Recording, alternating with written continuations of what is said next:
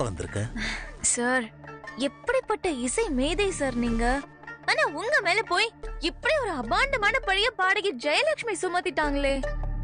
சந்திச்சுதான் ஆகணும். உங்க மேல ஏற்பட்ட பழிய என்னால தாங்கிக்கவே முடியல சார்.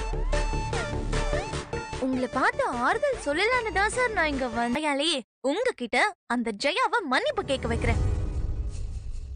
அந்த அம்மா ஏதோ என் மேல உள்ள வன்மத்தை மனசுல வச்சுட்டு இப்படி எல்லாம் பேசிட்டாங்க. இப்படி ஒரு கலங்கத்தை ஏற்படுத்தினது தப்புன்னு உங்களுக்கு நம்ம புரிய வைக்கணும் சார்.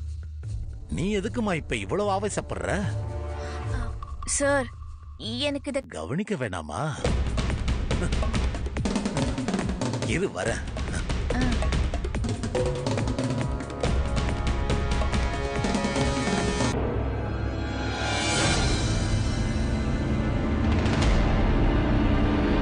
இப்படி எல்லாம் அவரை பத்தி தப்பா பேசிட்டு கொஞ்சம் கூட உறுத்தலே இல்லாம குற்றச்சாட்டை சுமத்துனாங்கன்னா அவங்க மேல நான் மான நஷ்ட வழக்கு போட கூட தயங்க மாட்டேன். பிரபல தமிழிசை பாடகி ஜெயலட்சுமி சந்திரசேகர். எங்க கோயிலை விடுங்க சார், உங்க ஊர் கோயில்லையே உங்களால கச்சேரி நடத்த முடியாது. அதான் உங்க கச்சேரியை கேன்சல் பண்ணிட்டு கொடுத்த பணத்தை திரும்பி வாங்கிட்டு போனாலும் வந்திருக்கோம்.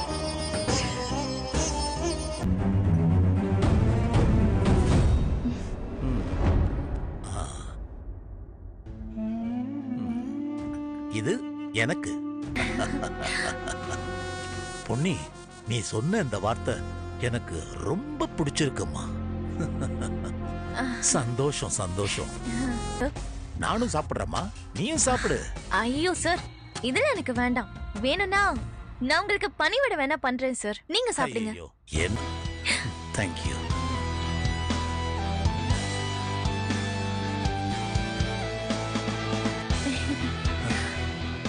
என்ன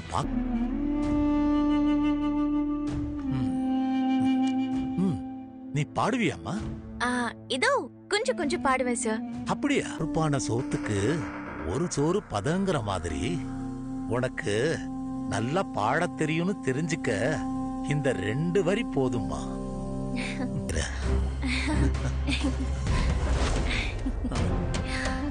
தினமும் என்ன தாளாட்டி உங்க பாட்டுதான் சார் என்ன தூங்க வைக்கிறதே. சொல்ல வந்த. ரொம்ப சந்தோஷம் சார்.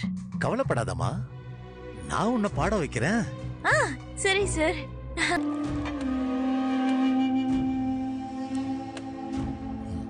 இந்தாங்க சார்.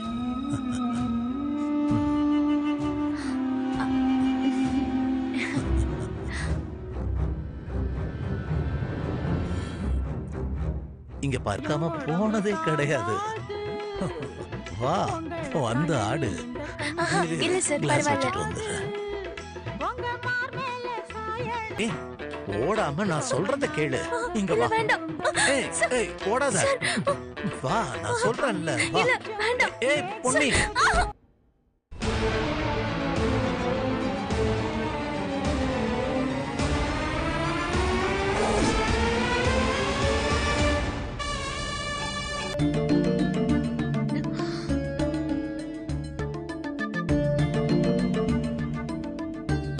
என்ன ஜெயா, ஏற்கனவே சினிமால உன்னை பாடக்கூடாதுன்னு ரெட் கார்டு கொடுத்துட்டாங்க. உன்னை இன்னும் உயிரோட வாழ போறியா?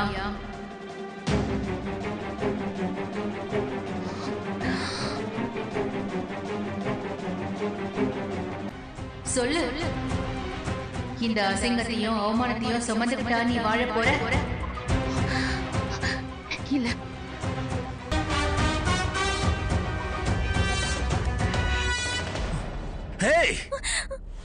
என்னடி இது? என்ன என்ன எடுக்கலான்னு பாக்குறியா? அதுக்கு இந்த ஃபுட்டேஜ் வெளியில போனாதானடி.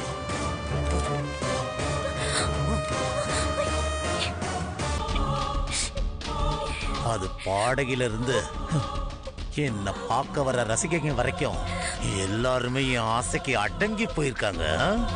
நீ என்ன நினைச்சாலும் என் கிட்ட இருந்து தப்பிச்சு வெளியே போகவே முடியாது. முடியாது. அவன் வந்தாலும் இங்க ஒண்ணும் பண்ண முடியாது. வான்னு சொல்றேன்ல. வாடி, வா வா.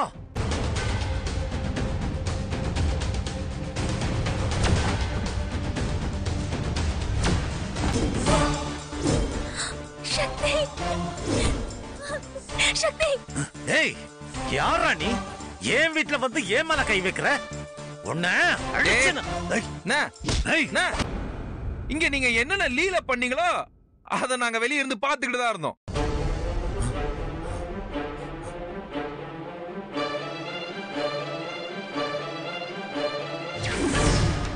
வந்து ஆடு. போனாதானேடி. நீ உண்மையிலே எப்படி பட்டவங்கிறது ஆதாரபூர்வமா இப்ப வீடியோல ரெக்கார்ட் ஆயிருக்கு. நீ எல்லாம் ஒரு மனுஷன். உன்ன சார்